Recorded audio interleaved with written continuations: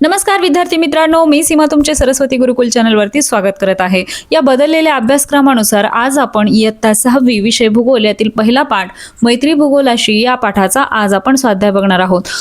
या नवीन सिलेबसनुसार इयत्ता 6वीचे संपूर्ण विषयाचे व्हिडिओ चॅनलवरती अवेलेबल आहेत, ज्याची लिंक तुम्हाला डिस्क्रिप्शन बॉक्समध्ये मिळून जाईल। तेव्हा डिस्क्रिप्शन बॉक्स चेक करायला विसरू नका। त्याचबरोबर चॅनलला अजूनही तुम्ही सबस्क्राईब केलेलं नसेल तर सबस्क्राईब करा, बेल आयकॉन देखील प्रेस करा, जेणेकरून येणाऱ्या सर्व व्हिडिओचे अपडेट्स तुम्हाला सर्वात आधी मिळतील। तर चला तर मग स्वाध्यायाला सुरुवात करूया। यातील प्रश्न पहिला, अचूक पर्यायाला गोल करा। त्यामध्ये एक, जिओ आणि ग्राफिया या शब्दांचा अर्थ काय आहे?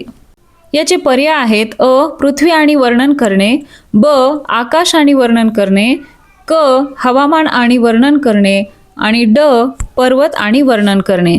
तर यातील योग्य पर्याय आहे अ, पृथ्वी आणि वर्णन करणे।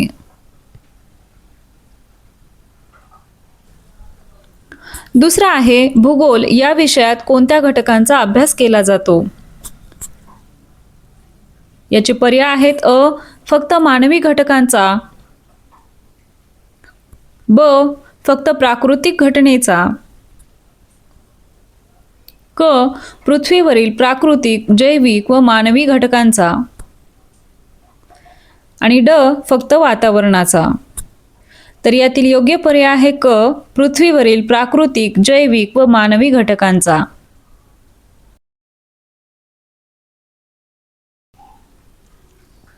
तिसरा प्रश्न आहे, खालीलपैकी कोणता भौगोलिक माहितीचा प्राथमिक स्रोत आहे?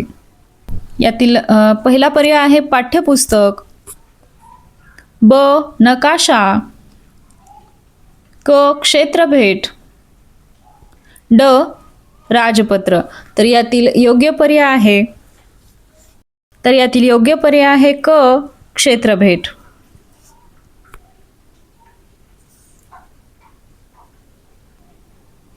चौथा प्रश्न आहे, गावातील हवामानाच्या अनुभवासंदर्भात लोकांकडून माहिती घेणे हा कोणत्या प्रकारचा स्रोत आहे? यातील पर्याय आहेत अ, दुय्यम स्रोत, ब, प्राथमिक स्रोत, क, लिखित स्रोत आणि ड, ऐतिहासिक स्रोत। तर यातील योग्य पर्याय आहे ब, प्राथमिक स्रोत।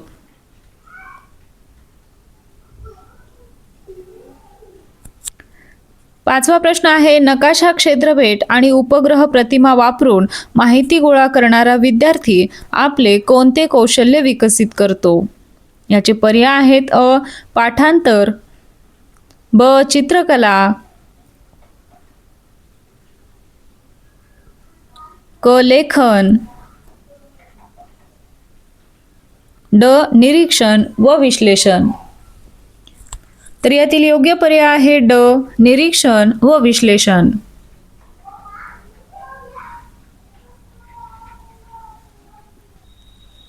सहावा आहे, खालीलपैकी कोणता प्राथमिक स्रोत नाही? पर्याय आहेत अ, स्वतः घेतलेली मुलाखत, ब, स्वतः केलेले सर्वेक्षण, क, स्वतः अनुभवलेली क्षेत्रभेट, ड, स्वतः वाचलेले हवामान वर्णन। तर याचा योग्य पर्याय आहे ड, स्वतः वाचलेले हवामान वर्णन।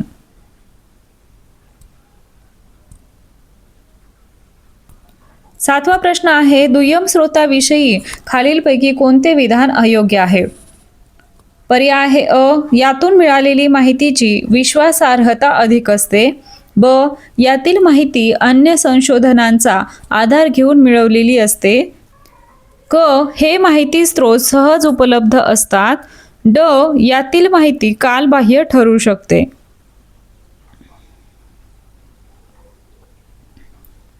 याचा योग्य पर्याय आहे अ, यातून मिळालेली माहितीची विश्वासार्हता अधिक असते। पुढचा प्रश्न आहे आ, खालील विधाने तपासा, अयोग्य विधाने दुरुस्त करून पुन्हा लिहा। त्यामध्ये एक, भूगोल या शब्दाचा अर्थ पृथ्वीचे वर्णन करणारे शास्त्र असा आहे। तर उत्तर आहे हे विधान योग्य आहे। दुसरं विधान आहे, भूगोल विषयात फक्त पृथ्वीच्या प्राकृतिक घटनेचा अभ्यास केला जातो। उत्तर आहे हे विधान अयोग्य आहे. दुरुस्त विधान: भूगोल विषयात प्राकृतिक व मानवी घटक यांबरोबरच त्यांच्यातील परस्पर संबंधाचा अभ्यास केला जातो. तिसरा आहे छायाचित्रे व चित्रफित म्हणजेच व्हिडिओ हे प्राथमिक स्रोत आहेत. उत्तर आहे हे विधान अयोग्य आहे. दुरुस्त विधान: दुसऱ्याने काढलेली छायाचित्रे व चित्रफित हे दुय्यम स्रोत आहेत. चौथा आहे संशोधन व शोधनिबंध हे दुय्यम स्रोत आहेत. उत्तर आहे हे विधान योग्य आहे.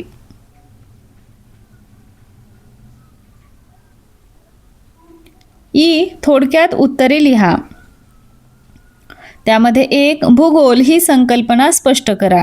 याचं उत्तर आहे भूगोलाला इंग्रजीत जिओग्राफी म्हणतात. हा शब्द जिओ आणि ग्राफिया या ग्रीक शब्दांवरून आला आहे, ज्यामुळे भूगोल म्हणजे पृथ्वीचे वर्णन करणारे शास्त्र होय. या शास्त्रात पृथ्वीवरील नैसर्गिक व मानवी घटकांचे वर्णन आणि त्यांचे परस्परावलंबन यांचा अभ्यास वैज्ञानिक दृष्टीने केला जातो.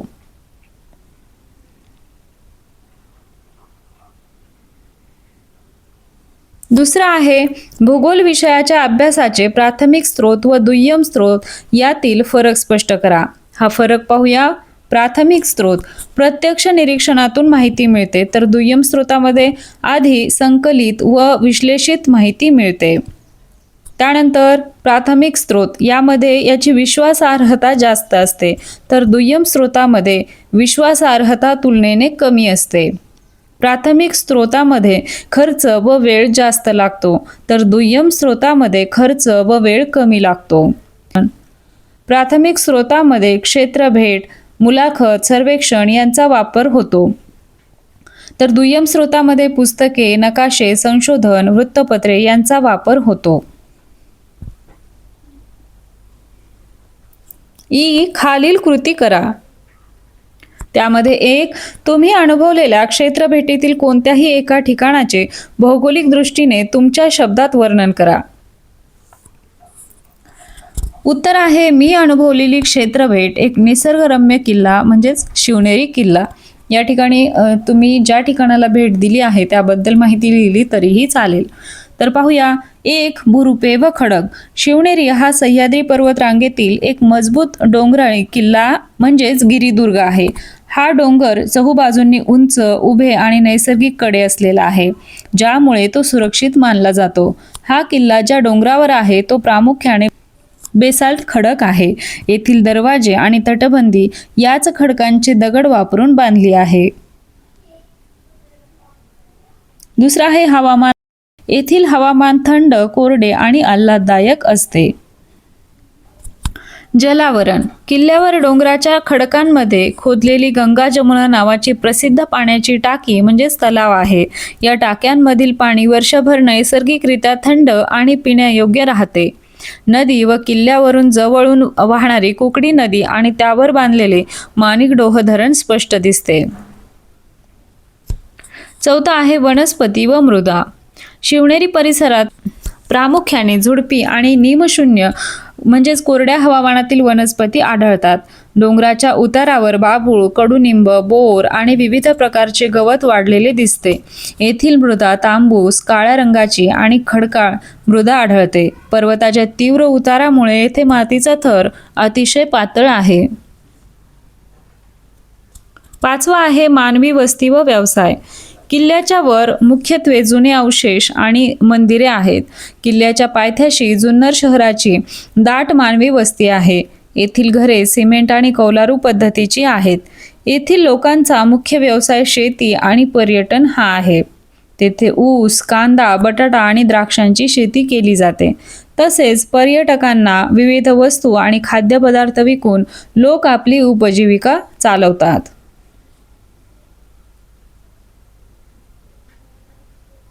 दुसरा प्रश्न आहे आकृती क्रमांक 1.1 चे निरीक्षण करून भूगोलामध्ये कोणकोणत्या गोष्टींचा अभ्यास केला जातो ते तुमच्या शब्दात लिहा. उत्तर आहे भूगोलामध्ये प्राकृतिक घटक जसे शिलावरण, जलावरण, वातावरण, जीवावरण, मानवी घटक जसे मानवी वस्ती, आर्थिक क्रिया, सामाजिक स्थिती तसेच संसाधने, पर्यावरण आणि शाश्वत विकास या सर्व गोष्टींचा अभ्यास केला जातो.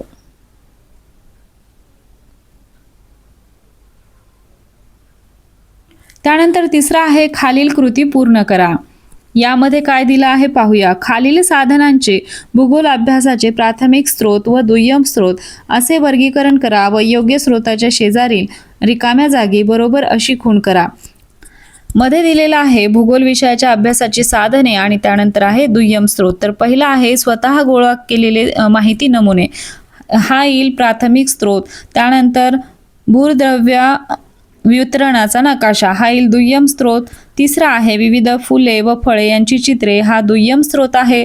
तुम्ही लिहिलेला क्षेत्र भेटीचा अहवाल, हा प्राथमिक स्रोत आहे. चिखलदरा येथील निसर्ग संपत्तीची चित्रफित म्हणजेच व्हिडिओ, हा दुय्यम स्रोत आहे. त्यानंतर दुसऱ्या बाजूला पाहूया प्रवास वर्णनाची पुस्तके, हा येईल दुय्यम स्रोत. स्वतः निरीक्षण केलेली विविध प्रकारची फुले व फळे, हा येईल प्राथमिक स्रोत. स्वतः गोळा केलेले खडकांचे नमुने, हा येईल प्राथमिक स्रोत. त्यानंतर वृत्तपत्रातील भौगोलिक माहितीची कारणे, हा येईल दुय्यम स्रोत. आणि नंतर तुम्ही गोळा केलेले तृणधान्याचे व कडधान्याचे नमुने, हा येईल प्राथमिक स्रोत. तर अशा प्रकारे हा चार्ट आपल्याला पूर्ण करायचा आहे. तर आलं लक्षात. आशा आहे तुम्हाला सर्व प्रश्नांची उत्तरे समजली असतील. हा व्हिडिओ तुम्हाला कसा वाटला ते कमेंट करून नक्की सांगा. व्हिडिओ आवडला असेल तर व्हिडिओला लाईक करा, तुमच्या मित्रांना हा व्हिडिओ शेअर करा आणि सर्वात महत्त्वाचं म्हणजे चॅनलला सबस्क्राईब करा. आपल्या चॅनलवरती विविध विषयांची भाषणे, निबंध लेखन, पत्रलेखन, आर्ट अँड क्राफ्ट या सर्वांची व्हिडिओ चॅनलवरती अवेलेबल आहेत. तेही चेक करा, तेही तुम्हाला नक्कीच आवडतील. इयत्ता 6वीच्या बदललेल्या सिलेबसनुसार प्रत्येक विषयाच्या व्हिडिओजची लिंक तुम्हाला डिस्क्रिप्शन बॉक्समध्ये दिलेली आहे. त्यावरती जर क्लिक केलं तर त्या विषयाचे स्वाध्यायाचे व्हिडिओ तुम्हाला एकाच ठिकाणी मिळून जातील. तेव्हा डिस्क्रिप्शन बॉक्स चेक करायला विसरू नका. तर भेटूया अशाच एका नवीन व्हिडिओमध्ये. तोपर्यंत धन्यवाद.